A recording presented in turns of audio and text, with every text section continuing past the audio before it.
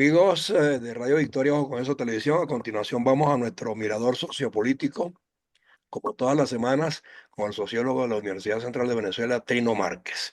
Trino, eh, habíamos hablado temprano de que nos corresponde evaluar las políticas de Trump, pero fíjate que me llega una información que dice que la economía norteamericana se ha contraído en los últimos 3 meses 0,3%, más nada.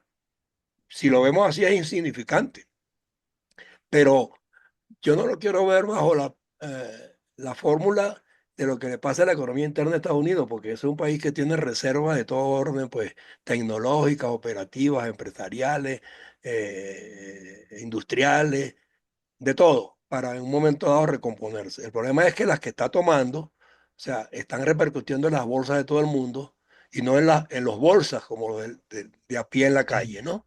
Que eso sí están padeciendo el problema y sienten que les va a ir peor. Entonces vamos a verlo sociológicamente, nuevamente este tema, porque eso es lo que nos tiene que preocupar. ¿Cómo van estos países nuestros, empobrecidos de tradición, ¿verdad? Y sin mucho que aportar para nivelarse, porque no están ni exportando. Entonces, ¿cómo se conjugan esas cifras allí, en el tiempo, en el día a día? Sí. Bueno, yo te diría, José Antonio, que analizáramos esta cifra en el marco de los 100 días, los primeros 100 días del segundo gobierno de Trump, porque como se sabe, los 100 días marcan una fecha muy emblemática en general para cualquier gobierno y especialmente en los Estados Unidos cuando el presidente cumple 100 años, se publica un conjunto de artículos, de opiniones, de estadísticas, cómo ha marchado la economía, cómo ha marchado la finanza, cómo se ha comportado Cuando la cumple 100 bolsa, días, no 100 años, 100 días. pero parecen 100 años, Me parece 100. parecen 100 años. Entonces, esa cifra hay que ubicarla en este contexto de los primeros 100 días. Y las expectativas que había cuando ganó Trump es que la economía iba a crecer a tasas muy altas. Uno de los argumentos de Donald Trump es que la economía se había estancado durante el gobierno de Joe Biden y que el gobierno de Joe Biden había sido el más catastrófico que había tenido la historia de Norteamérica. Cosas que tú entiendes que forman parte de un discurso pre-campaña. Pero sin embargo, Trump sigue manteniendo este discurso. Recientemente le concedió una entrevista a The Atlantic, una de las revistas más importantes de Estados Unidos, con periodistas muy destacados, y él insistió en esta tesis, además de la tesis del fraude. Bueno, y uno de los caballitos de batalla de su gobierno es que durante su periodo gubernamental la economía iba a crecer a un ritmo nunca visto. Bueno, y estos son los resultados de los primeros 100 días. Una caída de 0,3. No es muy alta, pero ojo, estamos hablando de una economía cuyo Producto Interno Bruto, cuyo GDP se mide en trillones, en trillones. Entonces, es una cifra pequeña en términos relativos, pero cuando tú la llevas a términos absolutos, ahí debemos estar hablando de varios miles de millones de dólares, de Bueno, mucho. pero fíjate bien, yo estaba oyendo en estos días unos economistas debatiendo y el criterio de ellos es que de alguna manera ciertas medidas de Trump van debidamente enfocadas porque Estados Unidos perdió fortaleza en la parte manufacturera y últimamente sus ingresos y el movimiento de capitales estaba centrado en servicios que generalmente pues no le da la fortaleza que debería tener como país, sino produciendo cosas para exportar y ganar mercado, que era lo que caracterizaba antes a las corporaciones. ¿Me comprende? Ujú. Sí, Entonces esa es es la tesis de Ricardo Hausmann. exacto. Esa tesis es la tesis, ese es el planteamiento central de Ricardo Hausmann, quien sostiene, bueno, está bien, ha perdido competitividad en el campo industrial porque la mano de obra resulta mucho más cara en Estados Unidos que en cualquier otro país del mundo. Si se compara con el sureste asiático, la mano de obra en Estados Unidos resulta muy cara. Y si se compara con Europa, incluso comparada con Europa, resulta un poco más cara. Y por supuesto que con América Latina, especialmente con México, que es el principal socio comercial e industrial de Estados Unidos. Entonces, esto hay que entenderlo en su contexto. La respuesta de Trump ha sido una respuesta ultra proteccionista y ultra nacionalista. Lo de nacionalismo yo lo pondría entre comillas, porque en un mundo cada vez más interconectado, más interrelacionado, hay que ver cómo se trabaja el tema del nacionalismo, porque tú no puedes cerrar las fronteras. No, pero es que además tú tienes un país que es multiétnico. Al hablar de nacionalismo, o sea, tú tienes que involucrar a toda la gente que no es oriunda originalmente de allí, pero que está aportando y está generando también gastos y servicios. ¿Entiendes? Claro, Entonces él no puede hablar de ese nacionalismo ultranza, no cabe allí. Lo- claro, y es que además una de las ventajas que, o uno de los problemas, no más de las ventajas, más que de las ventajas, más de los problemas que tuvo que resolver la globalización, que se inicia de forma muy agresiva a partir de los años 70 y 80, y a ese proceso ha contribuido de manera vigorosa la revolución informática que estamos viviendo y que ya no es una revolución, es un proceso permanente, No, y permanente ya. y que está copando todas las esferas. Cuando hablamos de mano de obra, hay que ver la mano de obra que está volcada hoy día en la producción de adminículos y equipos tecnológicos y una Claro, cantidad de cosas que es una inmensidad de gente trabajando en esos campos. claro, estos Hay ciudades procesos absolutamente ciudades tecnológicas ya. ciudades tecnológicas, ciudades inteligentes, Exacto. que ahora para todo el tráfico es conducido por unas tecnologías altamente sofisticadas. El movimiento de la red ferrocarrilera y de metro se maneja con enormes computadoras que requieren mano de obra altísimamente especializada o altamente especializada para Y utilizar. geoespacialmente también. Claro, Los sistemas de control y monitoreo son todos prácticamente tecnológicos y montados arriba, controlándonos hasta cuánta electricidad hay en tal país, si está oscurecido de arriba abajo o si tiene solo una sola zona bien alumbrada. Y lo saben. bueno, te aseguro que Instagram y Facebook y En Venezuela en Venezuela se llaman banquetes viendo oscuridades, sí, bueno, pero te quiero decir que te conocen más a ti probablemente que tu esposa o tus hijos, por porque supuesto. conocen tus gustos. Y claro, esa es una tecnología que allí en ese plano, Estados Unidos sí ha tenido una ventaja competitiva que ha explotado muy bien. Y ese es el argumento, repito, de Ricardo Hausmann, que está exportando una tecnología altamente sofisticada que se está produciendo en Estados Unidos, en Silicon Valley y en otros centros de producción de No, ya conocimiento. se están montando varios Silicon Valley ya, para que sepa, Varios, sí, varios. exactamente. Sí. Y eso le produce un rédito enorme a Estados Unidos. Entonces, ¿qué es lo que estamos viendo durante estos primeros 100 días del nuevo gobierno de Trump? Que esa apuesta que él estaba haciendo, que por cierto aparece diseñada en un texto que les voy a recomendar a nuestros seguidores, que es el proyecto 2025 elaborado por la Fundación Heritage, Heritage Heritas, Foundation. Heritage Foundation. Heritage Foundation, ok. Sí. Hay un apareció que se llama Proyecto 2025, que es la gran guía. Esta es una fundación de pensamiento muy conservador. En términos convencionales podríamos decir que es un pensamiento muy de derecha y pareciera que Trump se está ajustando a las grandes coordenadas trazadas en ese proyecto. Ok. Porque mucha gente dice que él es totalmente improvisado y No, casuístico, no, no, no. impromptu. No. No, no, tiene una parte de esa condición porque es una persona con un ego muy abultado, pero sí sigue ciertas directrices. No, Y Y que Estados Unidos no es propiamente como la gente lo ve, a pesar de que el presidente tiene siempre figuración permanente. No es un país donde, o sea, el presidente tenga todas las de ganar. Ahí se funciona por equipo, se funciona por instituciones. Los acuerdos al final, antes de anunciarlos, se han madurado después de distintas evaluaciones y conversaciones, ¿no?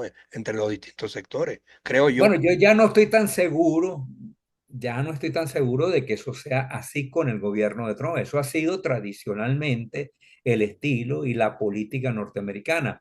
Pero fíjate, por ejemplo, lo que viene ocurriendo con las grandes universidades, especialmente con Harvard, con Columbia, con Stanford, con Yale, Berkeley, es una política, oye, que se pudo haber negociado. Incluso, que es la postura de Europa y de los chinos, y que apareció ayer, hace 3 días, en la reunión de los BRICS sobre los aranceles y las políticas proteccionistas. Yo creo que hay una tendencia en este momento que estoy observando a que a que los países tiendan a proteger sus industrias, pero a protegerlas en el marco de la Organización Mundial de Comercio y de los acuerdos internacionales que ha habido, porque si cada país tiende a desarrollar políticas independientes, ocurre lo que está ocurriendo en Estados Unidos. Ha caído la inversión. Pero ¿cómo alcanzas tú ese nivel de independencia si tú no estás preparando los talentos de relevo? O sea, se armó una generación con toda la sabiduría y conocimiento académico habido y por haber, que unos se fueron, otros se quedaron, pero los que se quedaron ya han demostrado pues que no entendieron los cambios que venían y no han sabido adaptarse y por el contrario el país se les ha ido de las manos. Tú dices Estados Unidos, ¿Sí? pero ¿en qué sentido? No, Porque no, me si refiero a, no, a los países, el resto de los países. Por eso yo te digo que Estados Unidos está haciendo cambios muy ambiciosos porque conoce el trasfondo de la geopolítica y de cómo operan todos estos países industrializados o no, y cuáles tienen las materias primas que se requieren y cuáles no. Pero el resto de los países van a estar rezagados mucho más ahora que antes, porque bueno, los a mí me talentos, parece que la respuesta que se está produciendo frente a este ultranacionalismo y ultraproteccionismo impulsado por Donald Trump es que ahora las alianzas van a ser mucho mayores entre los países europeos y la Unión Europea va a tener que entender que no son formalidades, que el gobierno de Bruselas, gobierno instalado en Bruselas, que es un gobierno para la comunidad, no puede ser un gobierno lleno de burócratas nada más, ajá, sino exacto. que tiene que llegar a acuerdos profundos sobre las tarifas, cómo se van a repartir la división del trabajo dentro de la Unión Europea, Ujú. cómo se van a fijar los precios, cómo van a ser los flujos de capital.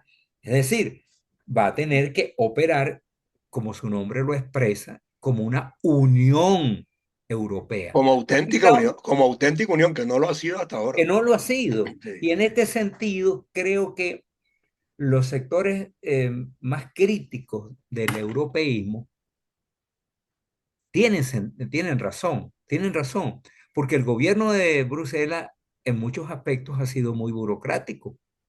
Y entonces ahora se encuentra frente a este ferrocarril sin freno que es Trump imponiendo tarifas y además adoptando políticas totalmente sobrevenidas, porque aparecen políticas que no se sabe de dónde salen y decisiones, sobre todo las decisiones presidenciales que no son discutidas con los gobiernos europeos. Pero se está poniendo de manifiesto también que los programas de los países que de alguna manera se pudieran estar viendo afectados no estaban tampoco preparados ni tenían el recurso humano para evaluar de qué manera responder frente a todas estas cuestiones. Claro, no, no, ¿Viste? no, por supuesto que no estaban preparados porque una de las cosas que garantizó durante 4 años el gobierno de Biden es que las políticas se discutían, se llegaba a acuerdos negociados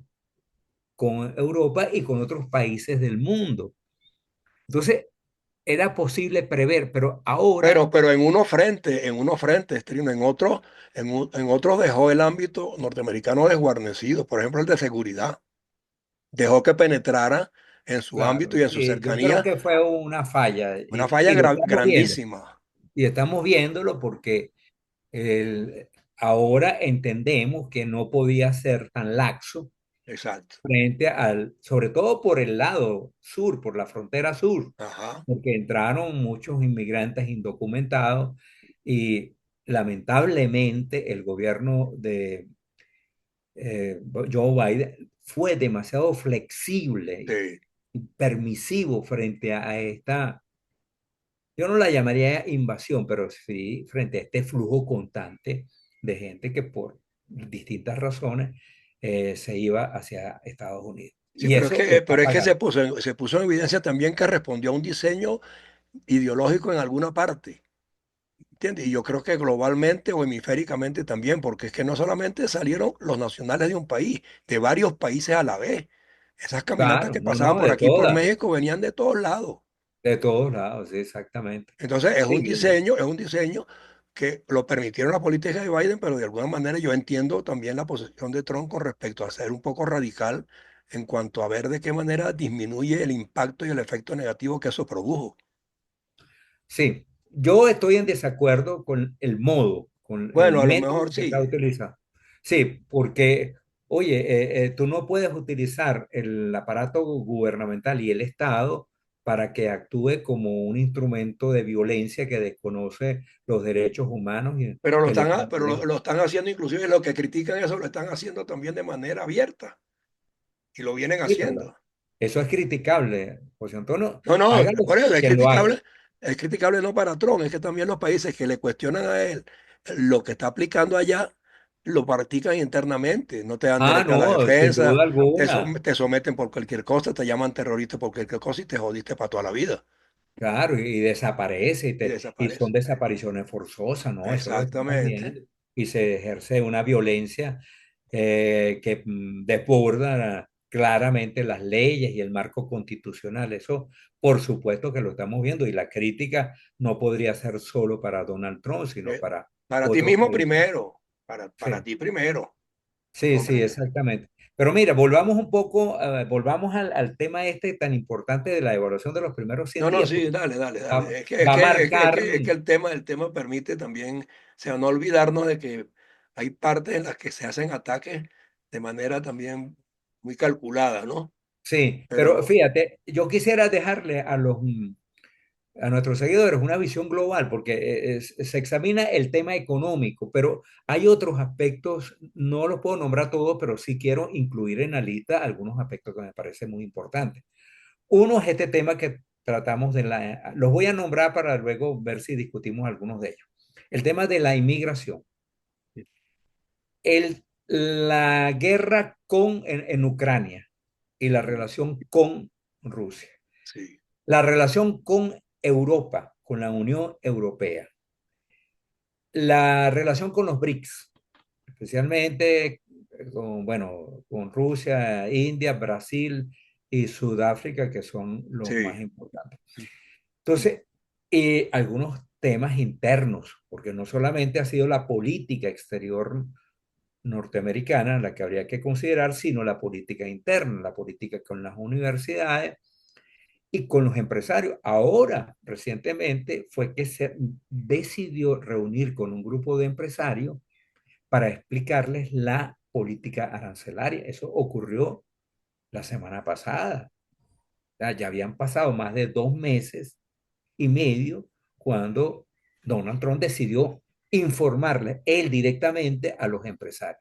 sí, Entonces, este es el tipo de comportamientos que están siendo severamente cuestionados por la sociedad norteamericana. Fíjate tú, un dato muy importante es el que ha aparecido en estos últimos días. Los 100 días se cumplieron el martes, hoy sí, es miércoles. Las encuestas, que son tan importantes para Donald Trump. Él a la semana o a las 2 semanas de haber asumido la presidencia, ya estaba en 45, 46%.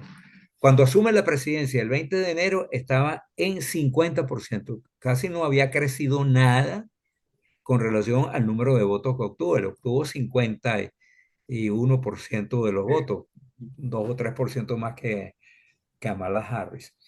Y ahora, en este momento, apenas a 100 días, está en 42% Sí. de aceptación. Y la gestión económica no llega a 40%. Es decir, él dice, lo acabo de leer preparando esta entrevista contigo, él acaba de sostener que el pueblo norteamericano está de acuerdo con sus políticas económicas. Y resulta que no, eso no es lo que dicen las encuestas. Sus encuestas son el pueblo norteamericano está cuestionando el Pero es que por contenido. eso que te dije al comienzo, cuando se habla del pueblo norteamericano, cuesta mucho determinar en forma lineal, porque este es un país multiétnico. Yo no sé si allí hay factores de otros países que se están sintiendo afectados porque, o sea, no dominan ni las leyes, ni los servicios, ni la operatividad de ese tipo de gobierno. Y están allí algunos de paso y otros que están intentando también salvarse de la crisis en sus propios países y aterrizaron allá. Y a lo mejor Claro, pero pensaron que la acuérdate cosa era más que, fácil, no es tan fácil. claro, pero acuérdate de una cosa, además te lo Y digo, votaron con derecho a votar, muchos latinos con sí, derecho a votar. te lo digo porque yo trabajo en una encuestadora que es muy seria y la metodología norteamericana para nosotros es muy importante. Sí, Esas muestras con las cuales trabajan las encuestadoras norteamericanas son de altísima precisión, entonces toman en cuenta esos datos, esos elementos que tú señalas. ok. Cuando se elabora una muestra, se elabora una muestra tomando en cuenta hombres y mujeres, jóvenes, distintos grupos etarios, eh, Bueno, incluso color de la piel, lo todo. normalmente estadístico, pues. Exacto. Lo normalmente, y se elabora, se construye un país, pero en miniatura. De modo que cuando se pasan las encuestas, esas encuestas suelen reflejar la opinión de la nación. Entonces, cuando esas encuestas, por ejemplo, Gallup y otras encuestadoras, dicen, bueno, 42% de los norteamericanos apoyan las políticas de Trump. Dice, eso quiere decir que el país, llevado a la fórmula de una estadística, apoya, ese 42% apoya, que es una minoría, está por debajo, Trump está por debajo, muy por debajo de Joe Biden a los 100 días, por supuesto, de, eh, incluso por debajo de sus primeros 100 días en su primer gobierno. Solamente es comparable a los primeros 100 días del segundo gobierno de Richard Nixon, cuando la popularidad de Richard Nixon había caído. Perdón, en el primer gobierno, no, no había logrado subir, el primer gobierno de Richard Nixon. Entonces, esto que él, Trump, es un empresario y sabe la importancia de leer correctamente las encuestas. Y además él cree, Por eso es que a veces anuncia cosas y a la semana la corrige, ¿entiendes? Y sí, rectifica, la cambia. Sí, la él no cambia. se, Ya, él no se aferra a una no se ha postura. radicalizado, pues. No, y no se aferra a una postura, tiene esa, digamos, esa ventaja, Sí, que no es dogmático. Y claro, los empresarios que son dogmáticos tienden a la quiebra, porque claro, si el mercado te está dando unas señales y tú no las sabes leer y no las sabes interpretar, lo más probable es que vayas al fracaso. así es. Y esperemos que eso sea así, por el bien de Norteamérica y por el bien del resto del Y lo planeta. que irradia como ejemplo para el resto del planeta, exactamente. Que irradia, de que irradia, irradia. Claro, lo que, no solamente lo que irradia, sino, oye, hay que ver que Estados Unidos sea un gran comprador y que sea un gran exportador. Exacto. Eso, imagínate lo que significa para América Latina, lo que significa para Asia, para Europa, que los viene y que se restablezca un flujo normal. Yo creo que si él logra ese punto de equilibrio, de modo que Estados Unidos no se sienta, no sea abusado, como dice Trump, Mm. pero tampoco abuse. Si se logra ese equilibrio, es, eso es lo ideal, pero ese equilibrio no se va a lograr como apareció hace 2 días en los BRICS por una vía compulsiva e intimidante. Ese no es el estilo. Lo que pasa es que los enemigos del dólar también están empujando fuerte, ¿sabes? Tratando de sacarlo del juego de la moneda global que hasta ahora ha ostentado, ¿no?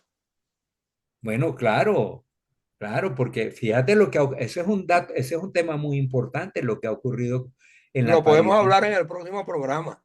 el del Para- euro. Eso podemos dejarlo hasta ahora, desde que Trump asumió el poder en enero. El dólar se ha depreciado frente al euro en 15%. sí, Es decir, que el millón de euros que tú tenías, o los 100.000 dólares que tú tenías en tu cuenta, se te han convertido ahora en 85.000. pero es entre dos gladiadores de la economía, dos monedas fuertes. Pero el resto de los países que no dependen del dólar, pero operan en dólares y han querido utilizar el dólar agazapados, hoy día están peor que nunca. Mm. Y ya tú sabes de quiénes hablo. Sí, sí, sí, exactamente, ¿Me entiendes? Entonces, ese es el exactamente. problema. Pero la parte monetaria la vamos a ver Sí, vamos a verla, en el, vamos el a próximo verla. programa, para hablar un poquito de los BRICS y hablar un poquito del dólar y hablar un poquito del resto de las monedas y hablar un poquito del oro, ver cómo están Ya, esos y pasos. vamos a ver qué pasa ahí, porque a lo Y, mejor ya y vamos a tener papa. Entonces, de repente, nuevo papa, vamos a ver que ese es un tema vamos a ver que si interesante. el Vamos Papa a ver cuál es el campo allí en ese. el Papa nos ilumina y los ilumina a ellos. Sí, exactamente. Ok, Nos vemos el próximo nos vemos el miércoles. próximo miércoles si Dios quiere. Dios Seguro, mediante. seguro, Trino. Ok, Gracias. Hasta hasta luego. luego.